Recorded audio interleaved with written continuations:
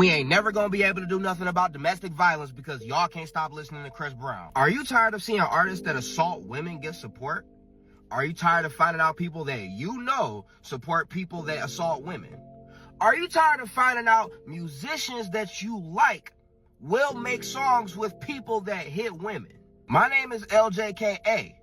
I'm gonna play my song, but I'm dead ass. Okay, I'm going to stop it right here because this is just stupid. And this is a classic example of you wasting your time. This is not how you truly advocate against domestic violence. There is no correlation between Chris Brown still being famous to this day and the rampant cases of domestic violence within the Black community. Domestic violence has existed before Chris Brown was born. It still exists now, and it will continue to exist whether or not he is still alive or he is still famous or whatever. Acting as if there's any correlation between the two is just so blatantly low IQ that you actually do more harm for people who are actually victims of domestic violence more than you help. If you really care about fighting against domestic violence and advocating for victims in support of victims of domestic violence, you would actually target the root causes of domestic violence. So I pulled up the CDC website that lists varying risk factors that contribute to experiencing or witnessing domestic violence and abuse. So I'm going to list them all here, and I'm going to speed it up. So for individual risk factors, we have low self-esteem, low education or income, young age, aggressive or delinquent behavior as a youth, heavy alcohol and drug use, depression and suicide attempts, anger and hostility, lack of non-violent social problem-solving skills, antisocial personality traits and conduct problems, poor behavioral control and impulsiveness, traits associated with borderline personality disorder, history of being physically abusive, having few friends and being isolated from others, economic stress, for example, unemployment, emotional dependence and insecurity, desire for power and control in relationships, attitudes accepting or justifying violence and aggression, and history of physical or emotional abuse in childhood. For relationship risk factors, we have relationship conflicts, including jealousy, possessiveness, tension, divorce, or separation. We have dominance and control of the relationship by one partner over the other. Families experiencing economic stress, unhealthy family relationships and interactions, association with antisocial and aggressive peers, parents with less than a high school education, witnessing violence between parents and as a child, history of experiencing poor parenting as a child, history of experiencing physical discipline as a child.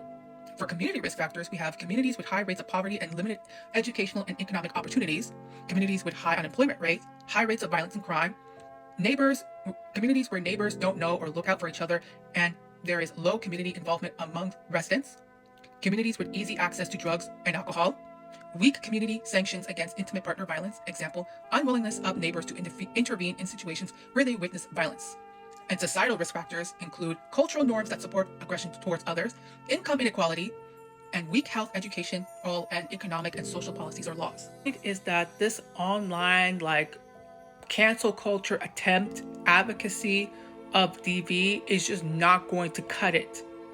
You need real life intervention and actual communal scale effort and energy, time, money, programs, education, all those things need to be invested to actually lower rates of domestic abuse.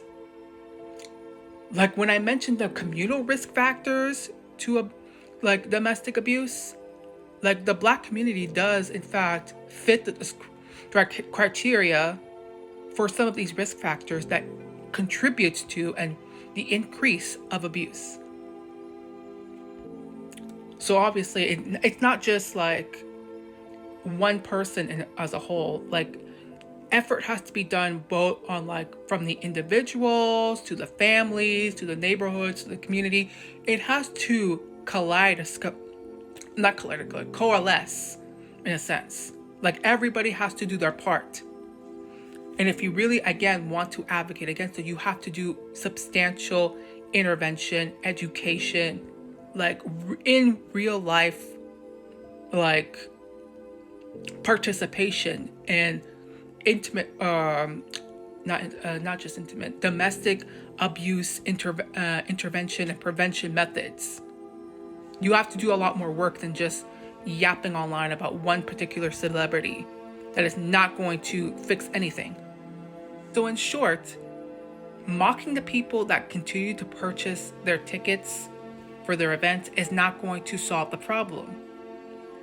And rehashing all of these individual celebrities' past conducts online and essentially weaponizing their victim stories to spew some narrative is not going to solve the problem either.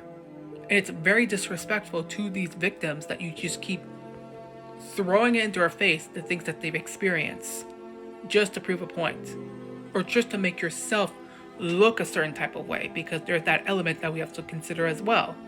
That there are people who are just trying to pedestalize and trying to make themselves look good by doing the bare minimum and just addressing DV is bad. Like, duh, of course it's bad. But just saying that alone does not make you innately this great, wonderful, grandstanding person. You're just doing the bare minimum. Are you actively working with anti-domestic violence advocacy groups or intervention programs, or, educating people on how to, resolve these problems or prevent these problems or help alleviate and lower those rates in any way, shape, or form? Are you doing anything actually substantive? I don't know, whichever one's correct. Are you actually making an impact, a sincere, legitimate impact on the community?